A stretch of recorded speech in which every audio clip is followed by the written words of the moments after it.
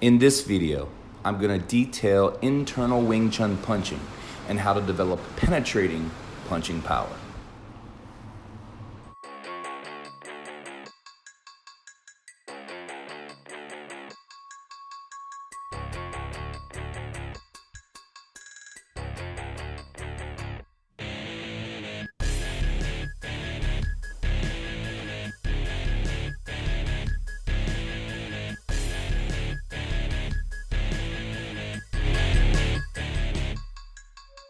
Okay, real quick, I want you to understand the specifics of how to deliver a punch through the forearm.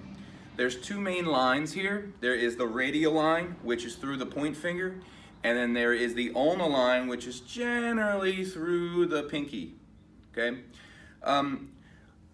A lot of people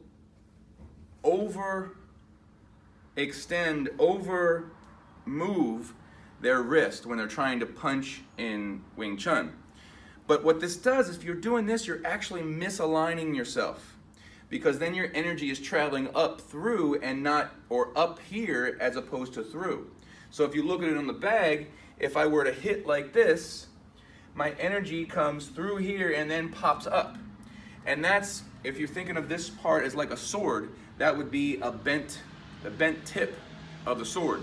You don't want that. You want a very, very straight sword so it can be concentrated through. So it's much more subtle than that action. The subtlety of the action is basically through the ulnar line to start. So think of pointing your point finger towards the object, and you notice how this is now down. My ulna is now down. Now when I punch, it's here, not here. I know that seems such a small bit, but when you're dealing with an art based on precision, which is Wing Chun, is all about precision, these little tiny things make a big deal. So point first through your radial line and then go through the ulnar line.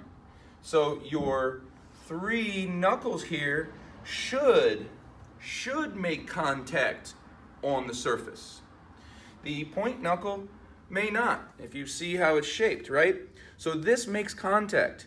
So just because we're hitting through here doesn't mean that this doesn't make contact. The whole flat of the fist makes contact, and you're taking your elbow, this ulna bone is this bone that comes from the elbow on out through the pinky line, and you're hitting through one point, not hitting through a fat, diffused spot.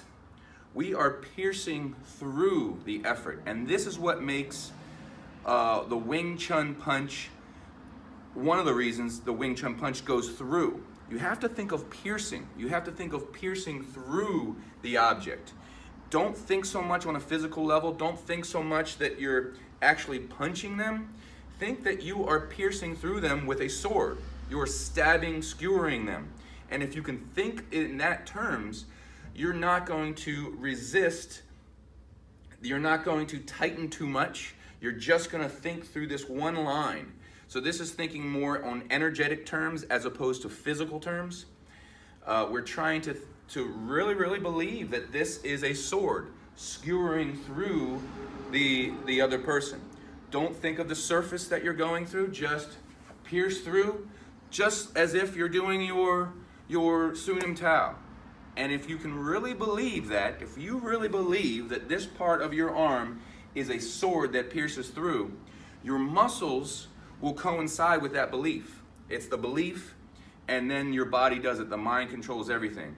And I have literally had students that hadn't felt this before, but they just thought that part, they just thought about piercing through, and they have knocked me 20 feet back, and they're just so surprised that they've done it. Then they're all worried, are you okay? Are you okay? And I'm like, no, I'm happy. I'm so happy because you got to experience the internal type of punch that we deliver, and it is piercing. It's internal because it literally pierces internally. It's not an external punch. It's not an external fat object that tries to kind of push its way through. No, it pierces right on through. So hopefully this helps you. Hopefully you understand that it's about precision and it's about concentration of power. Subscribe now and hit the bell icon so you're notified as new videos get uploaded.